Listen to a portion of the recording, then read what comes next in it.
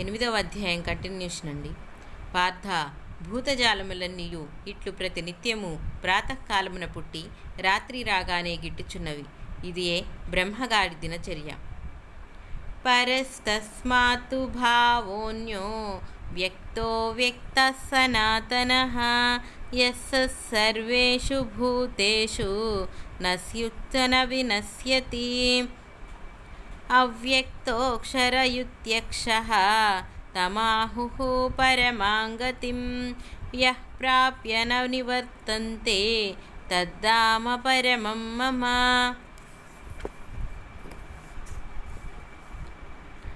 అవ్యక్తమనబడు ఈ ప్రకృతి కంటే పరుడను అనాదియగు వాడును భూతజాలములన్నీయు నశించినను నశింపని వాడును అగు అవ్యక్తుడు అక్షరనామధేయుడు మరొకడు గలడు.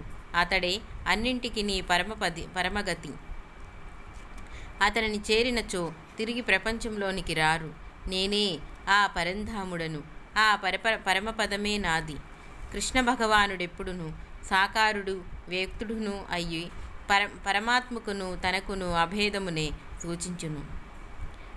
పురుషస్పరపరః పార్థ భక్తా భక్త్యా లభ్యస్వనన్యయా యస్యంతి స్థాని భూతాని ఏన సర్వమిదం తతం. పార్థ, ఎవరి యందు భూతజాలములన్నీయు నిమిడియున్నవో, ఎవరు సర్వత్రా వ్యాపించియుండునో అట్టి పరమపురుషుడు అనన్యభక్తికి లభించును. యత్ర కాలే స్వనావృత్తిం అవృత్తిం చైవ యోగినః ప్రయాతా యాంతి తం కాలం వక్ష్యామి భరతర్షభ. ఓ భరతశ్రేష్ఠ, ఏ వేళ యోగులు మరణించినచో తిరిగి జన్మింపరో, ఎప్పుడు గతించినా తిరిగి ఈ లోకమునకు వత్తురో ఆ కాలమును గూర్చి నుడివిడుచున్నాను. అగ్నిర్జ్యోతిరః శుక్లాః షణ్మాసా ఉత్తరాయణం తత్ర ప్రయాతా గచ్చంతి బ్రహ్మవిదో జనాః. ధూమో రాత్రిస్తథా కృష్ణః షణ్మాసా దక్షిణాయనం తత్ర చంద్రామసం జ్యోతిః యోగి ప్రాప్య నివర్తతే. అగ్ని, తేజము పగలు, శుక్లపక్షము, ఉత్తరాయణము 6 మాసములు. వీటి యందు గతించిన బ్రహ్మవేత్తలు పరబ్రహ్మస్థితిని పొందుదురు. వారికి పునర్జన్మ లేదు. పొగ, రాత్రి, కృష్ణపక్షము, దక్షిణాయనము 6 మాసములు. వీటి యందు మరణించిన యోగులు చంద్రమండలమును చేరి తిరిగి భూమి యందు జన్మింతురు. పై శ్లోకముల యందు మొదటి దానిలో 5 శబ్దముల యందు 3ను, రెండవ దానిలో 4 యందు 3ను కాలమును తెలుపును. మిగిలిన శబ్దములను కాలమును సూచింపవు. ఈ అసందర్భమును సమన్వయించుటకు కాలశబ్దముచే మార్గమని అర్థము గ్రహించి, ఏ మార్గమందు అగ్ని, తేజము, పగలు, శుక్లపక్షము, ఉత్తరాయణము వీటి అధిష్టాన దేవతలుందురో దానిని అచ్చిరాది మార్గమనియు దేవయానమనియు నుడివిదురు.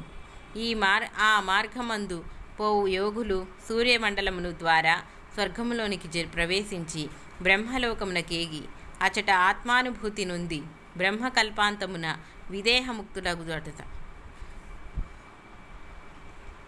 పొగ, రాత్రి, కృష్ణపక్షము, దక్షిణాయనము వీటి అధిష్టాన దేవత నుండు మార్గమును ధూమాది మార్గమనియు పితృయానమనియు అందురు. ఈ మార్గము పోవు యోగులు చంద్రమండలం ద్వారా స్వర్గమునకేగి దివ్య భోగానుభవము ముగిసిన పిమ్మట చంద్రకిరణముల ద్వారానే వర్షధారల ద్వారానే భూమి యందుండు సస్యాదులలో ప్రవేశించి అన్నరూపమున ప్రాణుల జఠరమందు జొచ్చి శుక్లముగా మారి శోణిత సంయోగము వలన శ్రీగర్భమందు స్థూల శరీరమును ధరించి జన్మింతురు. లోకమున ఉత్తరాయణమందు మరణించిన వారు స్వర్గమునకేగెదురు అనియు, దక్షిణాయనమును గతించిన వారు నరకమునకేగెరు అనియు ప్రతీతి కలదు. భీష్మ నిర్యాణము ఇందుకు ప్రబల నిదర్శనము. కానీ ఇది సామాన్య మానవుల విషయమే అనవచ్చును. యోగులకి సాధారణ నియమములు వర్తింపవు. బ్రహ్మనిష్ఠులకు జీవన్ముక్తుడును వర్తింపదు. ఇక సాధకులకు జిజ్ఞాసులకు మార్గద్వయము వర్తించుననుట నిర్వివాదాంశము. అట్టి సాధకులలో పరబ్రహ్మ విషయక జ్ఞానము చక్కగా కలిగియుండును. అపరోక్షానుభూతి లేనివారు దేవయానమున బ్రహ్మలోకమునకేగి అచట సమ్యక్ జ్ఞానము కలిగి తరింతురు. కనుకనే ఈ మార్గమును వర్ణించు శబ్దములన్నీయు ప్రకాశమును చూపుచున్నది. ఇక రెండవ మార్గమన్నచో చీకటి దారి అనగా అజ్ఞాన వృతము. ఇందు వాడబడిన శబ్దములన్నీయు తపస్సునే సూచించును. అనగా ఇంకనూ అజ్ఞానములో ఉండి ప్రాపంచిక వాసనలను వీడని యోగులు స్వర్గమునకేగి భోగములు అనుభవించి మరలా కామనాపూరమునకై భూలోకమున జన్మింతురు. కావుననే ఈ మార్గమునకు శుక్లగతి, కృష్ణగతి అనగా వెలుగుదారి, చీకటి దారి అని ముందు శ్లోకములలో స్పష్టం చేయుచున్నాడు. యోగశాస్త్ర ప్రకారము చంద్రసూర్యులు ఈడ పిండల నాడులకు అధిదేవతలు.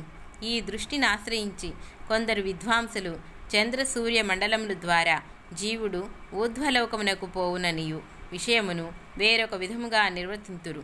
ప్రాణవాయువును ఇడానాడి ద్వారా అనగా ఎడమ ముక్కు రంధ్రము నుండి శరీరమును వదిలనుచో ఆ యోగి చంద్రమండలం ద్వారా స్వర్గమునకేగి తిరిగి భూమి యందు జన్మించుననియు, పింగళనాడి ద్వారా అనగా కుడిముక్కు రంధ్రము నుండి ప్రాణాలోత్కమును ముచ్చటో అట్టి యోగి సూర్యమండలం ద్వారా బ్రహ్మలోక పర్యంతరం పోయి అచట అపరోక్షానుభూతి పొంది ముక్తుడు అగుననియు వివరింతురు. ఈచట సూర్యచంద్ర మండలములుగా భావింపబడును. శుక్లకృష్ణే గతీయేతే జగతః శాశ్వతో మతే ఏకయా యాత్యనావృత్తిం అన్యయా వర్తతే పునః. ఈ శుక్ల మార్గములను రెండింటినీ జగత్తునందు శాశ్వతంగా నెలకొని ఉన్నవి. వాటి యందు శుక్ల మార్గమునందు పోయివాడు పునరావృత్తి రహితుడగును. కృష్ణ మార్గమున పోయివాడు మరలా తిరిగి వచ్చి ఈ లోకమునందు జన్మింతురు. నైతే శృతి పార్థ జానన్ యోగి ముహ్యతి కచ్చన తస్మాత్ సర్వేషు కాలేషు యోగయుక్తో భవార్జున. పార్థ, ఈ మార్గము రెండింటినీ ఎరిగిన యోగి ఎవడనూ భ్రమలో పడడు. కావున అర్జున, సర్వకాల సర్వావస్థల యందు యోగయుక్తుడవు కమ్ము. వేదేషు యజ్ఞేషు తపస్సు చైవ దానేషు యత్పుణ్యఫలం ప్రదిష్టం అత్యేతి తత్సర్వమిదం విదిత్వా యోగి పరం సానముపైతి చాద్యం. అర్జున, ఈ శుక్లకృష్ణ పక్షముల మార్గములను విషయములను చక్కగా గ్రహించిన యోగి వేదాధ్యాయముల వలనను యజ్ఞయాది క్రతువులను వలనను తపస్సు వలనను దానముల వలనను ఎట్టి పుణ్యము లభించునో అంతకంటే ఎక్కువ పుణ్యమును పొందురు. ఇంతేకాక అతడు అన్నింటికీ అదియగు పరమపదమును అధిష్ఠించురు.